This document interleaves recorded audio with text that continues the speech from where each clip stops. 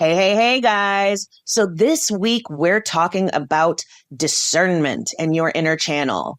It's all about finding your unique path, finding what's right for you, and finding that ooey gooey, pleasurable, playful, fun way to do things your own way.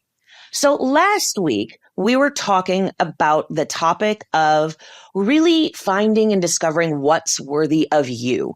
We've been having a lot of discussions about worthiness, about feeling worthy of what it is that we want to create, feeling worthy of making more money, feeling worthy of higher levels of success and abundance and beautiful relationships and all of that greatness, right?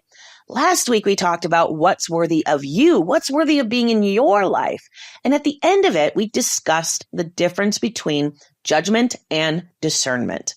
Now, it might not seem like it's that big of a deal or it's that important, but it's super, super important, especially when we talk about utilizing your inner channel, your inner wisdom, your inner guidance in order to find the right path that's meant for you.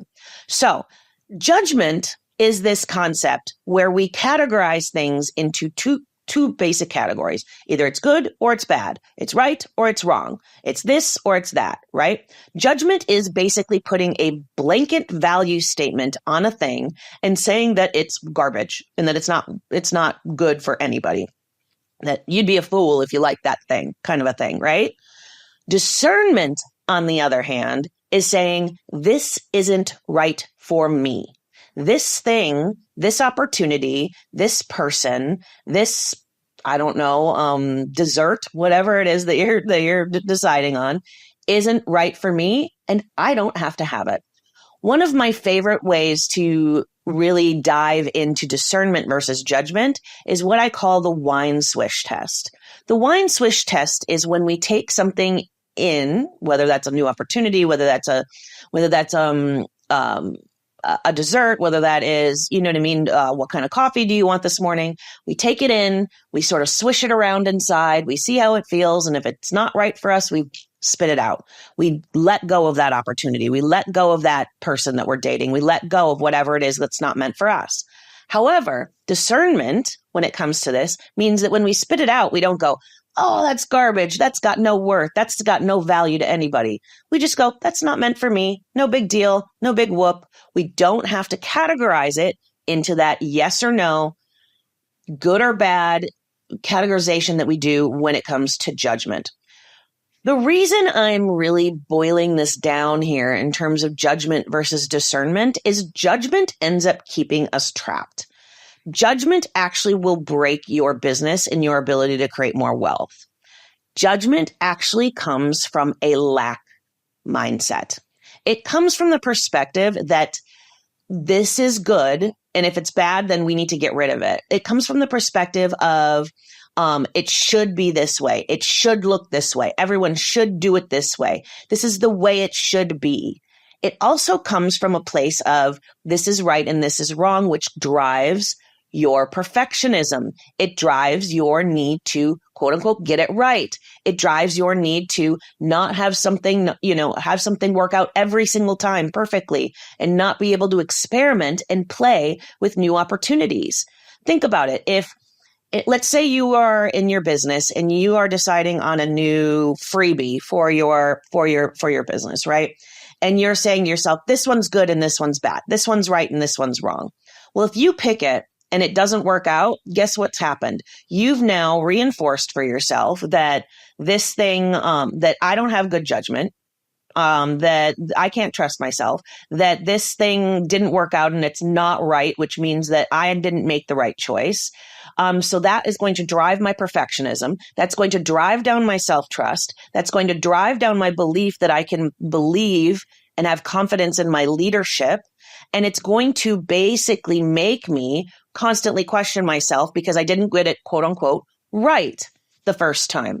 So when we put these value judgments on things, we essentially disempower ourselves and make it so that we can't stand in our leadership and be bold in our decision making because we have hung the concept of this decision is right or wrong on everything.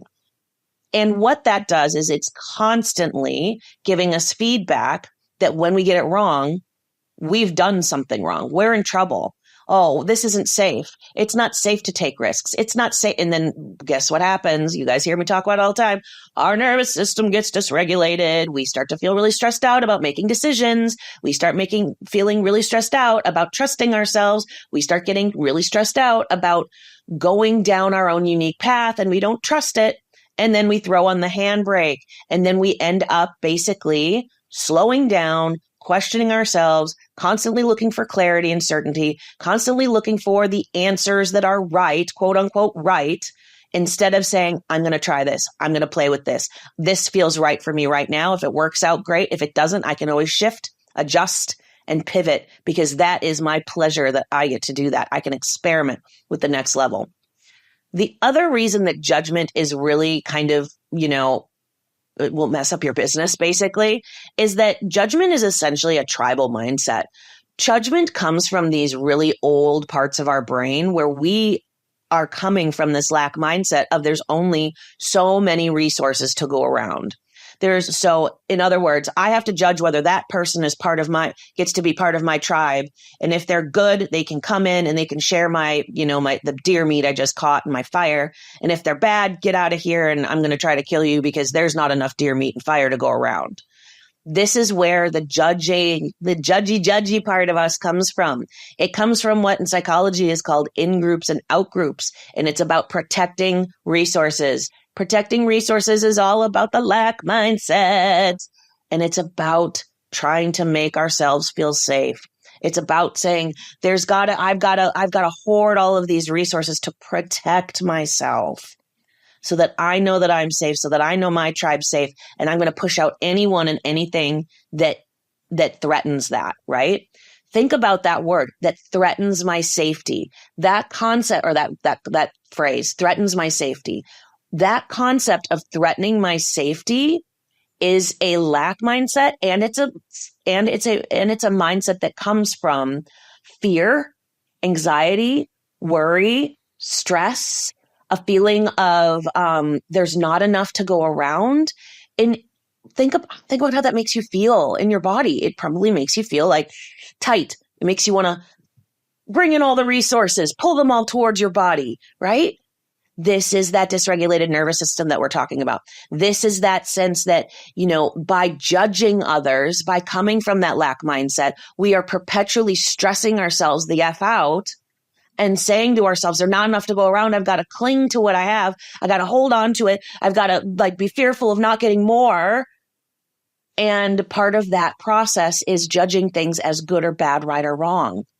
And I know it might sound weird, but it's true. And so we really need to move out of this judging mindset of things as good or bad, right or wrong, and get out of this cognitive, we're constantly doing these pro-con lists in our head, and drop into a deeper level of what we're here to talk about, discernment.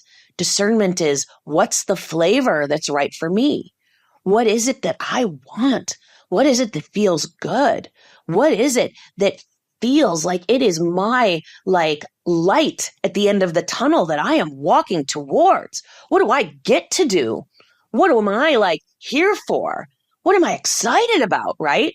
And you'll notice everything that I just said has to do with your feelings. It has to do with how you feel about the opportunities and the things around you. So when we go back to what we talked about here at the beginning of the wine swish test, think about that. Think about taking this new opportunity into your mouth. I guess you don't take a freebie into your mouth, but think your new opportunity in your business, and you take it in and you just sort of allow yourself to taste it, to experience it, and say, is this meant for me? Does this feel like the right path for me? Does this feel really good for me? If yes, drink it down. Hell yes. If no, time to move on and time to let it go. But we don't have to let it go by saying, this is bad. This is wrong for everybody. This is just a garbage heap of horridness. We just say, it's not meant for me. Carry on, move on to the next opportunity, move on to the next experiment, move on to the next opportunity for play, frankly. So when you are following your unique path, when you're following your unique rhythm, you are understanding your feelings about things. You are feeling relaxed with the concept that if this doesn't taste right to me, that's fine. And this, my friends, is when you are beginning to open up to that inner channel, to that divine guidance, to that intuitive gut feeling know-how that says, yes, I know I'm on the right path. Yes, this is in alignment for me. Yes, I get to follow my own rhythms. Yes, my business, my life, my income, building wealth, all of this stuff gets to feel so good. And I get to feel this excitement. And when I do, I know that I'm listening to the channel within me that will now provide me with, how the heck do I get there?